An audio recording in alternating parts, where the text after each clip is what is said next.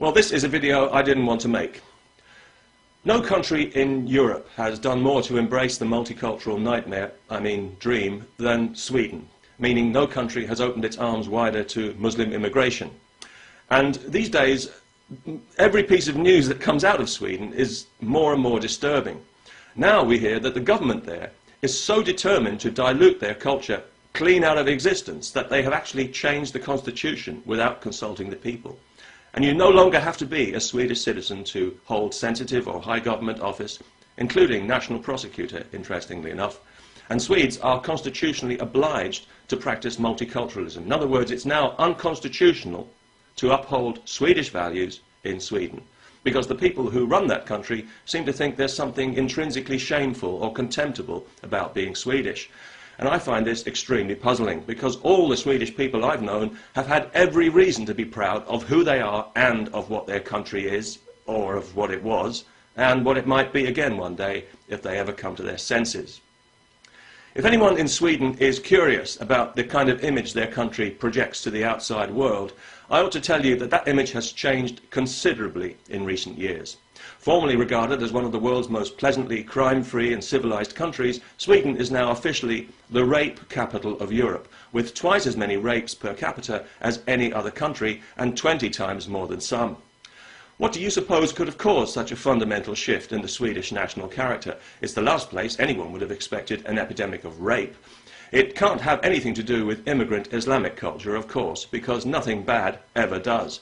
That's the culture that teaches young men that women who are not covered from head to toe are asking to be raped. Yes, that's the one. So realistically, there can be only one explanation for anyone who isn't prejudiced and racist, and that is that Swedish men must have something very seriously wrong with them. Maybe they should seek psychiatric help. Seriously, guys, you need it.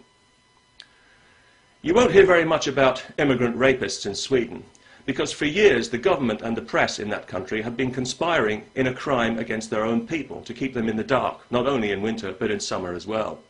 Swedish newspapers are heavily subsidized with government money, so journalists routinely censor the news to ensure that immigrants are never portrayed in a bad light and that non-Swedish criminals are never identified as such. And this creates the cozy illusion that there are no immigrant rapists in Sweden. And this is very odd, because next door in Norway, that's pretty much all they've got. According to the Oslo police, all the aggravated rapes in that city over a recent 3-year period, all 41 of them were committed by immigrants from the Middle East and Africa and were characterized by gross violence. That's bad news for Norwegian women. But if you live in Sweden, you don't need to worry, because there are no immigrant rapists in Sweden. Just ask any journalist. For those of us watching from outside, especially after recent events, it's hard not to conclude that we are witnessing the open theft of an entire country, and all we can do is watch in astonishment and horror. If I was a bookmaker, I would no longer be taking bets as to whether Sweden becomes the first European Islamic state, because now it's only a matter of time. And if anyone still doubts that this multicultural lie is anything other than a euphemism for deliberate Islamization, you might like to know that despite Sweden's ravenous appetite for Muslims, and yet more Muslims, no country has deported more Iraqi Christians back to Iraq to be butchered like Christmas turkeys for the crime of not being Muslims, because in Sweden, it seems, only Muslims are entitled to full human rights. So you won't be surprised to hear, therefore, that Sweden is also a leading light in the new politically correct anti-Semitism we're seeing in Europe, and Jews no longer feel safe living there. Congratulations, Sweden, that's quite a double. Rape and anti-Semitism, you're carving out a real reputation for yourselves up there in the land of the midnight sun, or should that be the crescent moon? When it was reported earlier this year that Jews who have lived in the city of Malmö for generations are being driven out by, guess who, Muslim immigrants, the mayor of that city washed his hands of the matter with an equanimity worthy of Pontius Pilate, even stooping so low as to blame the Israeli government for his own moral cowardice. He said Jews in Sweden should distance themselves from Israel's actions if they want to avoid being abused. And that seems to be how things work in Sweden nowadays. To avoid offending the criminal, it's easier to blame the victim, and in this case adopt the Muslim terrorist position that every Jew is a foot soldier for Israel.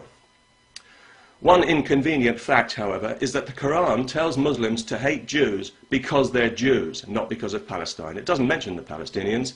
And if Israel disappeared tomorrow, Jews in Sweden and all over Europe would still be harassed and abused by ignorant, hate-filled Muslim immigrants for being Jews and for no other reason. And then all you multicultural dhimmis in waiting would have to find another mealy-mouthed excuse to look the other way. Fortunately for Jews, they've had a lot of practice at taking abuse, and they've got fairly broad shoulders, which of course they'll need to carry around all those Nobel Prizes. Statistically, a Jew is thousands of times more likely than a Muslim to win a Nobel Prize, and there can be only one reason for that, can't there? That's right, Islamophobia. Clearly, the Nobel committees have an irrational prejudice against religion-induced ignorance, and they're obviously in need of some urgent cultural awareness and sensitivity training. Maybe the Swedish government could step in and take a moral stand, expel the Nobel Prize from the country and tell it to relocate to Tel Aviv, where it belongs. Admittedly, they would disgrace themselves and debase their country and embarrass the entire free world if they did so, but they're doing that already. So what's the difference? Peace. I can hardly say it.